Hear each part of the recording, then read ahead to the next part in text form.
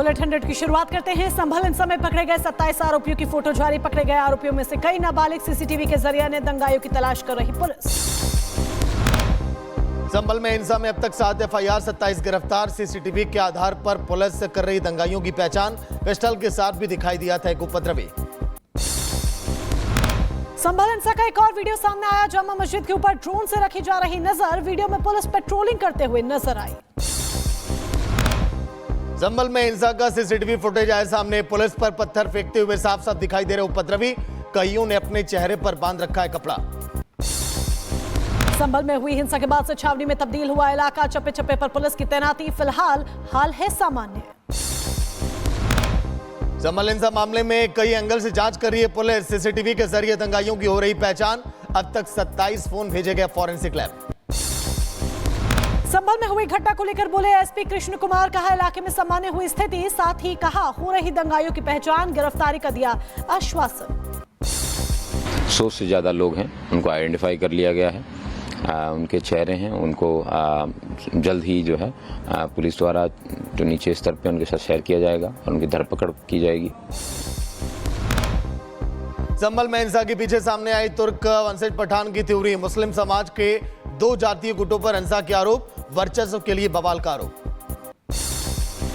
सपा नेताओं को संभल जाने पर रोकने पर अखिलेश नाराज। संभल की जामा मस्जिद में दोबारा सर्वे पर सवाल उठाए। बोले संभल में लोगों को नहीं मिल रहा न्याय। सपा ने गोधरा कांड से की संभल हिंसा की तुलना। सपा की पूर्व सांसद एसटी हसन बोले संभल में गोधरा जैसी साजिश। गोधरा में क्या हुआ था ये सबको पता है, और गोधरा के बाद ही गुजरात में बीजेपी बहुत स्ट्रांग हो गई थी। उसके लिए भी लोग क्या क्या कहते हैं कि वो हुआ नहीं था, कराया गया था। तो हो सकता है गोधरा जैसी साजिश यहाँ भी कर रहे हैं। दिल्ली में प्रधानमंत्री और गृह मंत्री से मिले हेमंत सोरेन। शपथ ग्रहण में आने का न्योता दिया। 28 को लेंगे सीएम पद की शपथ। कांग्रेस नेताओं से मिलकर मंत्रिमंडल पर भी चर्चा की। आज प्रयागराज के दौरे पर रहेंगे सीएम योगी। निर्माण कार्यों का करेंगे निरीक्षण। 13 दिसंबर को प्रयागराज जाएंगे पीएम मोदी। संगम किनारे जनसभा को संबोधित करेंगे पीएम मोदी। और ब्रिटेन दौरे पर एमपी सीएम मोहन यादव। मुंबई में हुए 26/11 को बताया देश के इतिहास की सबसे दुर्भाग्यपूर्ण घटना। पीएम मोदी की तारीफ करते हुए कहा अब प्रधानमंत्री नरेंद्र मोदी के नेतृत्व में दुश्मन ऐसा कुछ भी करने की सोच भी नहीं सकता। बॉम्बे में आतंकवादियों ने हमारे ताज होटल पर हमला किया और वो घटना जो हमारे लिए, खासकर सुरक्षा व्यवस्था के लिए, सरकार के लिए, देशभक्तों के लिए बहुत दुखद और दर्दनाक घटना थी। वक्फ संशोधन विधेयक पर आज संसदीय समिति की बैठक होने वाली है। प्रस्तावित कानून में संशोधन कर सकते हैं पेश। अल्पसंख्यक मंत्रालय के अधिकारी भी बैठक में होंगे शामिल। वक्फ बोर्ड बिल पर सपा नेता एसटी हसन का बयान। बोले सरकार ने वक्फ की जमीन को हड़पा है, उसे खाली करे। वक्फ बोर्ड के पास 9 लाख एकड़ जमीन है। संविधान दिवस पर संबोधन में पीएम मोदी ने इमरजेंसी का किया जिक्र। कहा 75 सालों में कई चुनौतियों के बीच संविधान ने दिखाया रास्ता। आर्थिक और सामाजिक समानता के लिए सरकार ने उठाए कई कदम।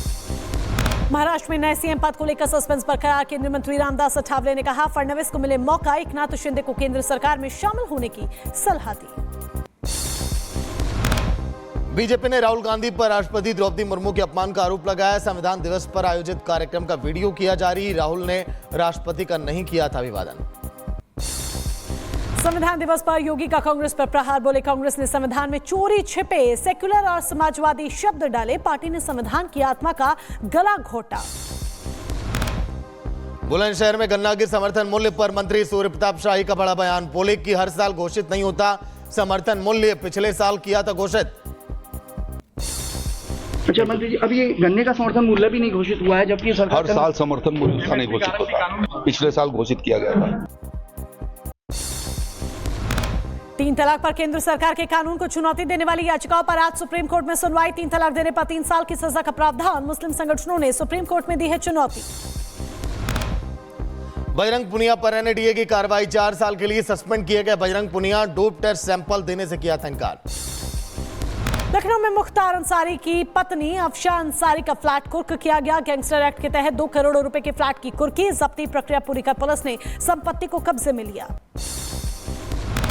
चंडीगढ़ के सेक्टर 26 में रैपर बादशाह के नाइट क्लब के बाहर धमाका। गोल्डी बराड़ ने ली ब्लास्ट की जिम्मेदारी। सोशल मीडिया पर पोस्ट को वेरीफाई करने में जुटी है पुलिस। राजस्थान में उदयपुर सिटी पैलेस के आसपास धारा 163 लागू। पूर्व राज परिवार के विवाद को देखते हुए कलेक्टर ने जारी किया आदेश। बाबा बागेश्वर की हिंदू एकता पद यात्रा जारी। रिपब्लिक भारत पर बोले धीरेन्द्र शास्त्री, जात पात के जहर को करना है दूर, 100 करोड़ हिंदुओं को एक करने की यात्रा। लखीमपुर खीरी में कानून व्यवस्था को लेकर सीओ सिटी ने पुलिस कर्मियों के साथ फ्लैग मार्च किया। गश्त के दौरान संदिग्ध व्यक्तियों से पूछताछ की गई। मुजफ्फरनगर में पुलिस ने पटाखे छोड़ने वाली बुलेट बाइक की कार्रवाई की। उस पर बुलेट बाइक का चालान करने के साथ ही बाइक को सीज भी कर दिया।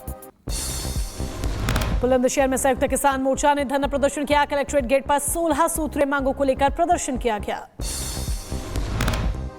मध्य प्रदेश के शाजापुर में कांग्रेस कार्यकर्ताओं ने निकाला मशाल जुलूस। कांग्रेस के प्रदेश अध्यक्ष जीतू पटवारी समेत बड़ी संख्या में कार्यकर्ता जुलूस में शामिल हुए। गुजरात के गांधी धाम में टीटी की सूझबूझ से बची यात्री की जान। महिला ने चलती ट्रेन से उतरने का प्रयास किया था। महिला और उसके परिजन ने टीटी का आभार जताया।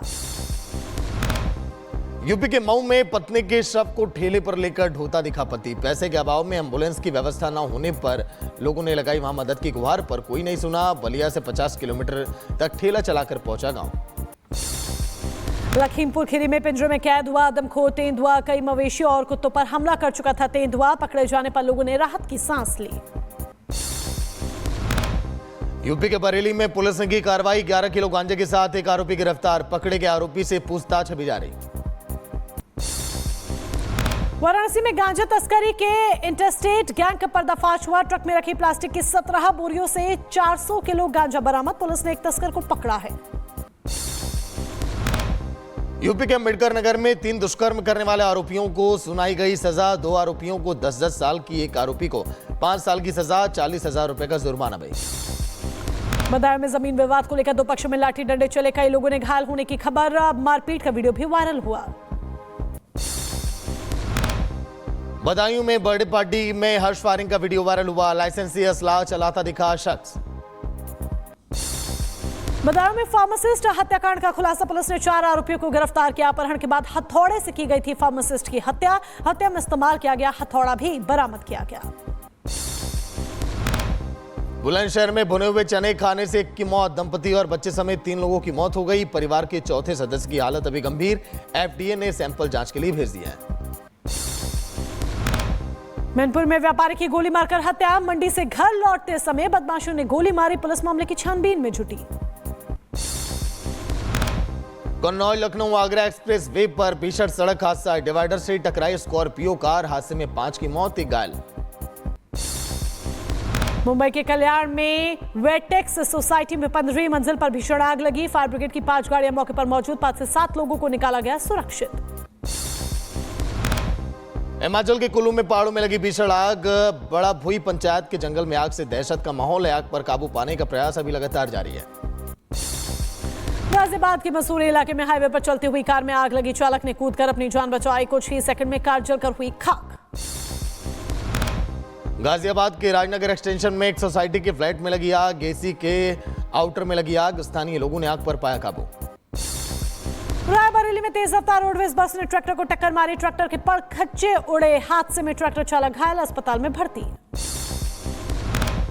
मथुरा की चाता इलाके में भीषण सड़क हादसा। अज्ञात वाहन ने कार को मारी टक्कर। हादसे में कार सवार 2 लोगों की मौत, 3 लोग वहां पर घायल। उत्तर प्रदेश के उन्नाव में 150 साल पुराना पुल ढहा। पुल की जर्जर स्थिति को देखते हुए 3 साल पहले ही आवागमन बंद कर दिया गया था। यह पुल कानपुर और उन्नाव को जोड़ने के लिए बनाया गया था।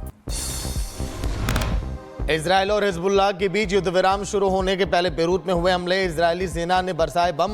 हमले की तस्वीर भी सामने आई है।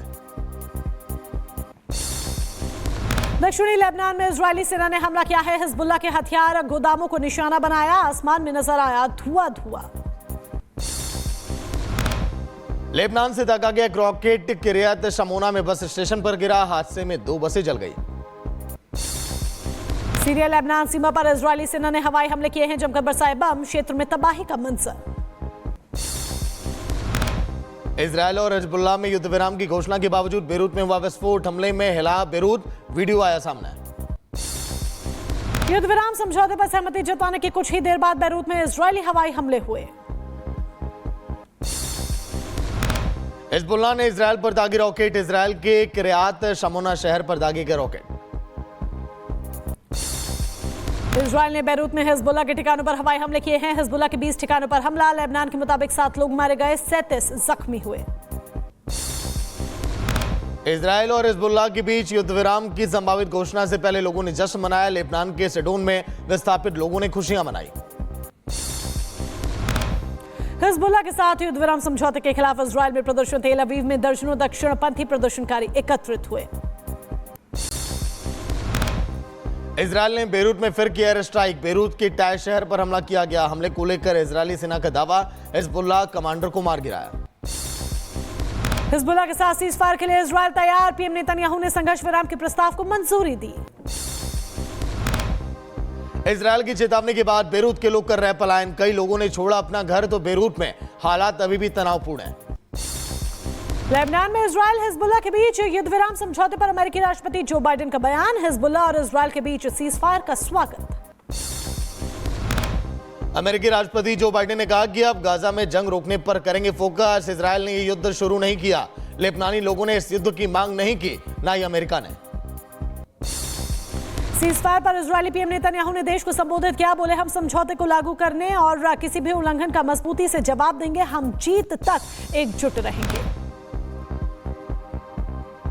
इटली में G7 देशों के विदेश मंत्रियों की बैठक, इजरायल लेबनान युद्ध विराम पर हुई चर्चा। इटली के विदेश मंत्री एंटोनियो तजानी ने कहा कि बहुत जल्द इजरायल और हिजबुल्लाह के बीच युद्ध विराम होगा। इजरायल और हिजबुल्लाह के बीच युद्ध विराम समझौते का ऑस्ट्रेलिया ने स्वागत किया। विदेश मंत्री पेनी वोग ने कहा अब लोगों को चाहिए शांति।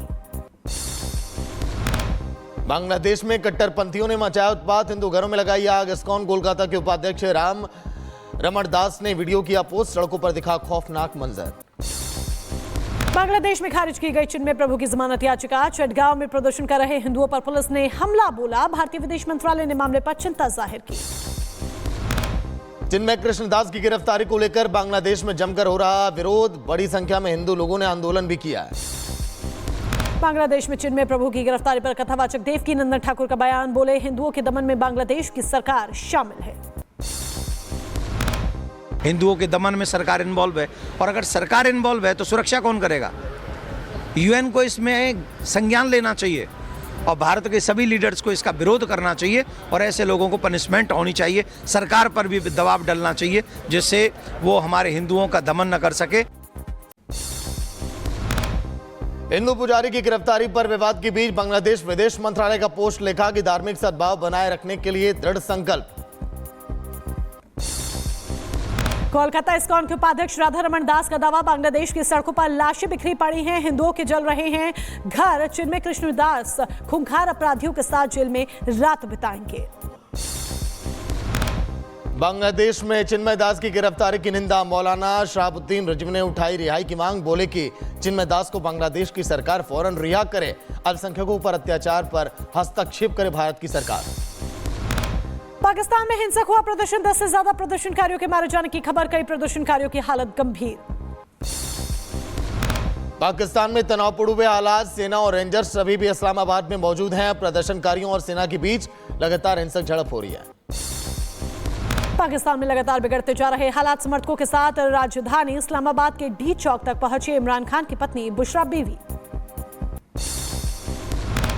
पाक रेंजर्स और पीटीआई समर्थकों की भिड़ंत, झड़प में 4 सुरक्षा कर्मियों समेत 12 लोगों की मौत हो गई है। इमरान खान की रिहाई पर पत्नी बुशरा बीबी का ऐलान, बोले इमरान खान की रिहाई तक प्रदर्शन जारी रहेगा। पीटीआई समर्थकों को पूर्व पीएम इमरान खान ने जेल से भेजा संदेश का, इस्लामाबाद के डी चौक पर शांतिपूर्ण विरोध प्रदर्शन के लिए पहुंचे, आखिरी सांस तक का पीछे न हटे। इजरायली पीएम नेतन्याहू ने तेल अवीव का दौरा किया है, किरिया में अधिकारियों के प्रमुखों से मुलाकात की। मिस्र के लाल सागर में डूबी पर्यटकों की नाव, 4 लोगों के शव बरामद किए गए, 5 लोगों का रेस्क्यू, 35 से ज्यादा लोग वहां पर घायल।